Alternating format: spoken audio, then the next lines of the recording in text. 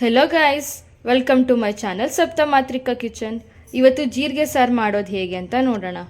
ಮೊದಲಿಗೆ ಒಂದು ಕಪ್ಪಷ್ಟು ಬೇಳೆನ ತೆಗೆದಿಟ್ಕೊಂಡಿದ್ದೀನಿ.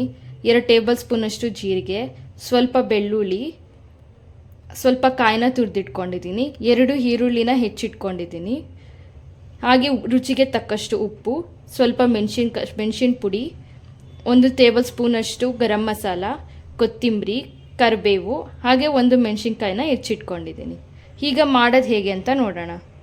ಈಗ ತೊಳೆದಿಟ್ಟಿರೋ ಬೇಳೆಗೆ ಅದನ್ನು ತೊಳೆದಾಗಾದ್ಮೇಲೆ ಒಳ್ಳೆ ನೀರನ್ನ ಹಾಕ್ಕೊಂಡು ಅದ್ರ ಜೊತೆಗೆ ಜೀರಿಗೆ ಕೂಡ ಹಾಕ್ತಾ ಇದ್ದೀನಿ.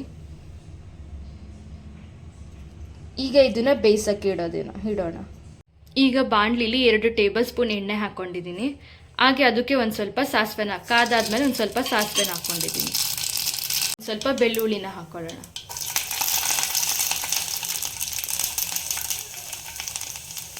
ಈಗ 1 ಮೆಣಸಿನ್ಕಾಯಿನ ಹಾಕಿದ್ದೀನಿ. ಅದ್ರ ಜೊತೆಗೆ ಈರುಳ್ಳಿ ಕೂಡ ಹಾಕ್ತಾ ಇದ್ದೀನಿ. ಈರುಳ್ಳಿ ಸ್ವಲ್ಪ ಫ್ರೈ ಆಗೋದಂತ ಫ್ರೈ ಮಾಡ್ಕೊಳ್ಳೋಣ.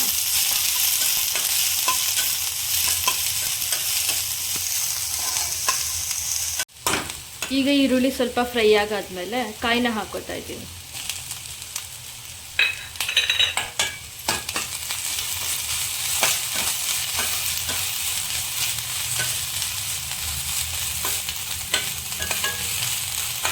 ಸ್ವಲ್ಪ ಕರಿಬೇವನ್ನ ಹಾಕ್ತಾ ಇದ್ದೀನಿ.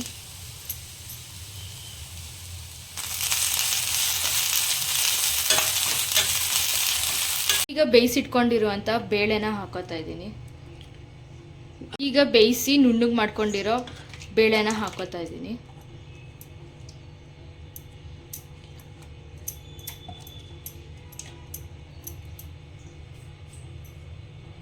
ಈಗ ಬೇಳೆ ಹಾಕಾದ್ಮೇಲೆ ಇಷ್ಟು ಹದ ಬರೋಷ್ಟು ಸ್ವಲ್ಪ ನೀರನ್ನ ಹಾಕೊಂಡಿದ್ದೀನಿ.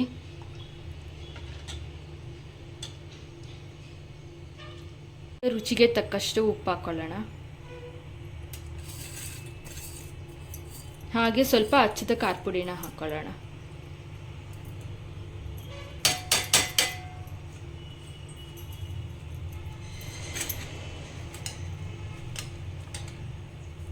ಸ್ವಲ್ಪ ಗರಂ ಮಸಾಲ ಹಾಕೊಳ್ಳೋಣ.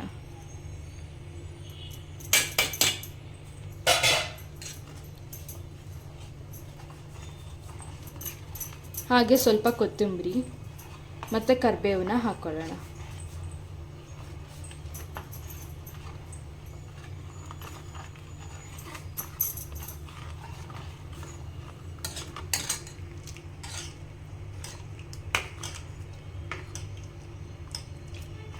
ಹಾಗೆ 1 ಚಿಟಿಕೆ ಅಷ್ಟು ಇಂಗುನ ಹಾಕ್ಕೊಳ್ಳೋಣ.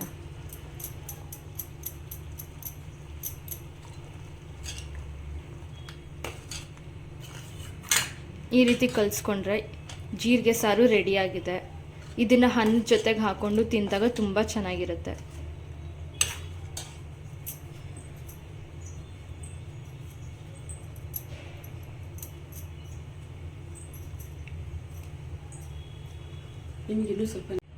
ಇನ್ನೂ ಒಂದು ಸ್ವಲ್ಪ ನೀರು ಬೇಕು, ತುಂಬ ಗಟ್ಟಿ ಆಯಿತು ಅನ್ನೋದಾದರೆ ಒಂದು ಸ್ವಲ್ಪ ನೀರು ಬೇಕಾದರೂ ಹಾಕ್ಕೋಬೋದು.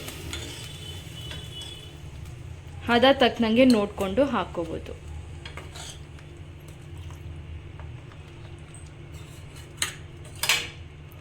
ಈಗ ಸಾರು ಪೂರ್ತಿಯಾಗಿ ರೆಡಿಯಾಗಿದೆ.